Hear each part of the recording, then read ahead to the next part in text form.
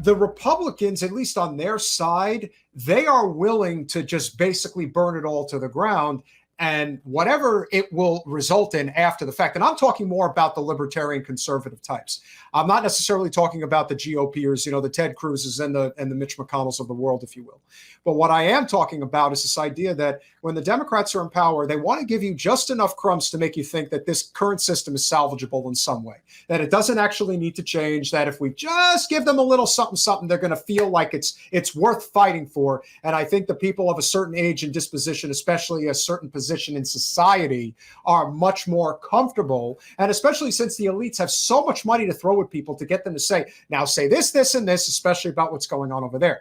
But how do you rationalize the fact that we talk all the time about how there is a crisis at the border, and yet somehow in San Diego, they were able to bring up Border Patrol to UC San Diego because you had protesters for Free Palestine on the campus, and they were such a threat, they were so dangerous that they had to bring up Border Patrol agents. Let's play the clip real quick. We'll comment, and then I know you got to go.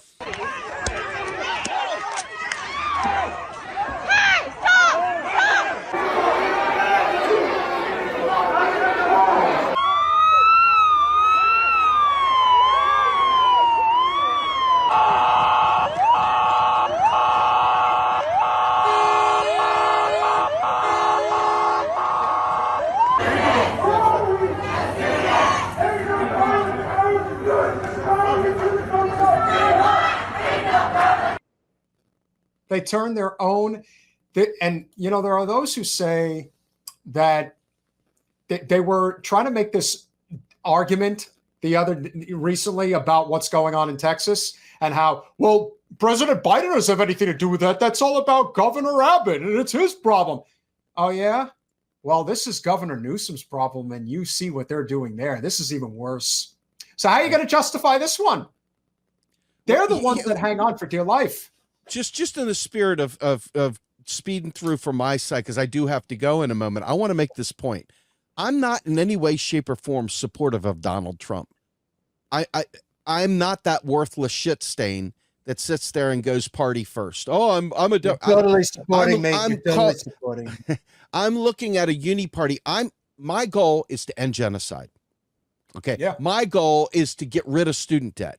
My goal is to ensure everyone has health care. My goal is to ensure everyone has a home. My goal are to ensure that everyone is dealing with economic freedom and economic justice and not worrying about, losing their right to speech and losing their right to assemble and actually having a democracy to defend.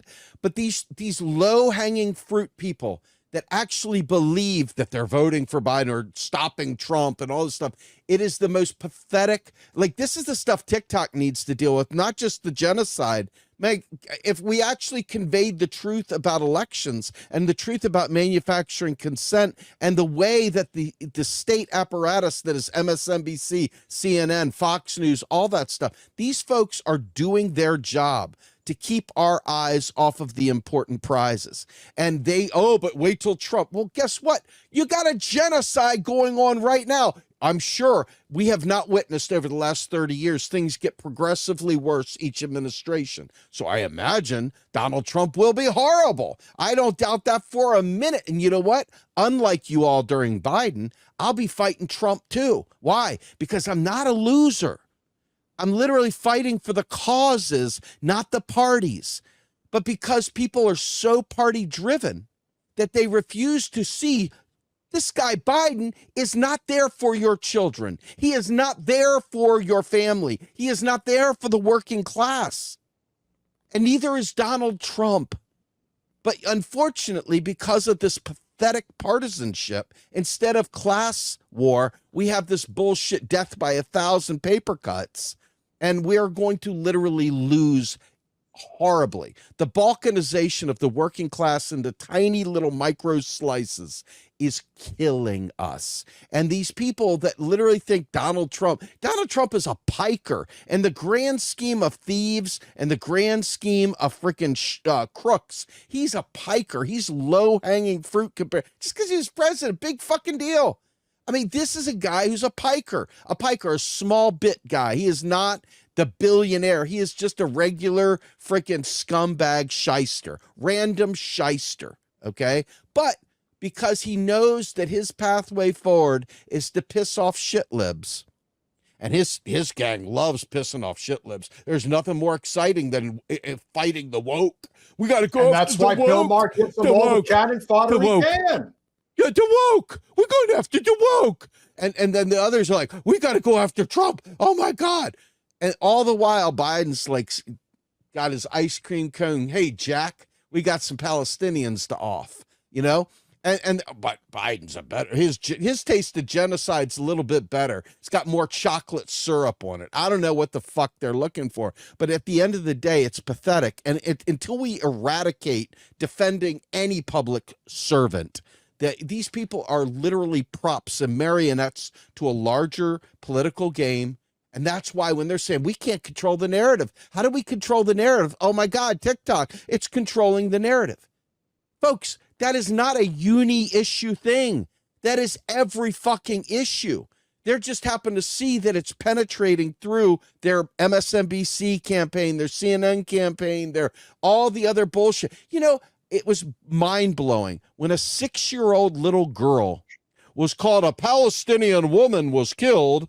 A 6-year-old child, okay? We are seeing people literally buried alive. Hands tied, buried alive. And you're like, but what about Trump? It'll be worse when Trump is here. There'll be no Palestinians by the time Trump is here at this How rate. does Casey Hunt live with herself saying what she said? I'm sorry, who? How does Casey Hunt live with herself knowing that she said what she said? Oh, a 6-year-old is a woman, as if it's like, you know what you're saying. You know what you're saying. You're saying propaganda. You know that these are innocent children that are being massacred every single day. I mean, is the money that good and that? I mean, I know the money's good, but you will never be able to wash your hands of this. You will never be able to do it. I'm not a fan of Mehdi Hassan. He is an opportunist like anybody else, but because it ultimately affected, again, this is like the old adage about how it's like the Republican thing where it's not a problem until it's your problem. Like I don't like gays until one of my kids is gay. And it's just the same thing with Mehdi. Just imagine for us having to count on these people that are all about Donnie Tiny Hands in order to survive, right? Instead of fighting the entire system, instead of uniting as the working class, they're more content because they're so weirdly myopic, so unable to see the big picture.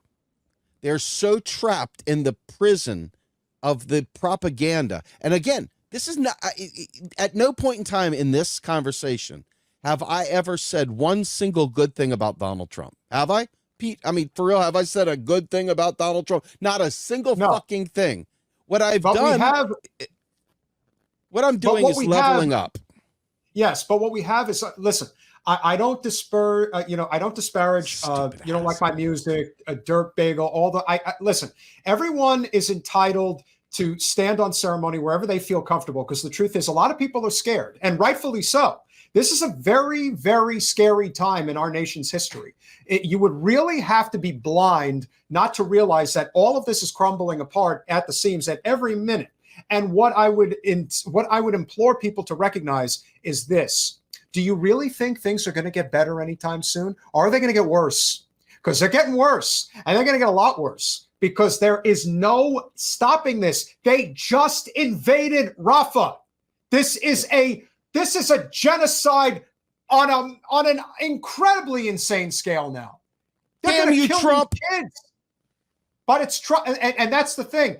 It's not a question of whether Trump gets in there or not. It's a question of, do you want to participate in what's going on? There are people that want to pretend that they are not a part of this. If there's one thing that your vote does make you a part of, if there is a vote of consequence, it's knowing that there is a substantially consequential circumstance that is staring you in the face, and you want to pretend like you're not part of it, or that somehow if you find the other rational reasons. Listen, if Joe was having a somewhat productive presidency, Even then, I would still say this is insane and this is a bridge too far. But you're trying to defend a presidency that is a colossal failure on every level. Did they do a couple of good things? Certainly. But that doesn't outweigh the bad. That doesn't outweigh the fact that cost of living is absolutely out of control, that our health care is non-existent. We have endless war. The planet's on fire. Poisoned water everywhere, including people who insist that the water in Flint, Michigan, for example, is now safe, which is unreal because this is all about politics. And I guarantee you, if Trump was there, it's no different than at the end of Trump's presidency when the vaccine became official and they said, well, I wouldn't take that vaccine. And the second Joe wins, got to go take that vaccine. I'm telling you, the fucking game is, it's right there. It's right there for you to, it's right in your face. You just have to be willing to grab it. Now, I'm not saying go out there and vote for RFK because he's right up Shmuley's ass. They're all bad. Dude, it's fake, man. Come on, guys. It's bullshit. The only way we're getting out of this, I say this to everyone who supports our efforts in the chat. I say this to everyone who isn't supporting it. There is only one way out of this. There has to be a labor uprising in this country. That is the only way out. There is no other way, and you can continue to play this game. I have made a conscious decision as somebody who competes economically in the most capitalist arena in our economy outside of Wall Street and Silicon Valley, and that's commercial real estate, which of course gets tied into that anyway. I will not do business with Israelis under any circumstances. And I've had to cut ties with a lot of them over the past several months. They control a lot of real estate in this country and around the world.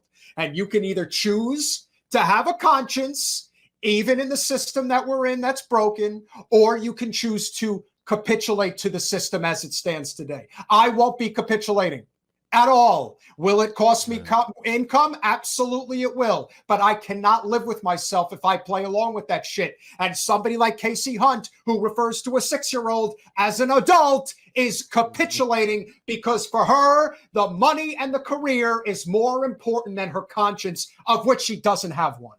And that's the bottom line.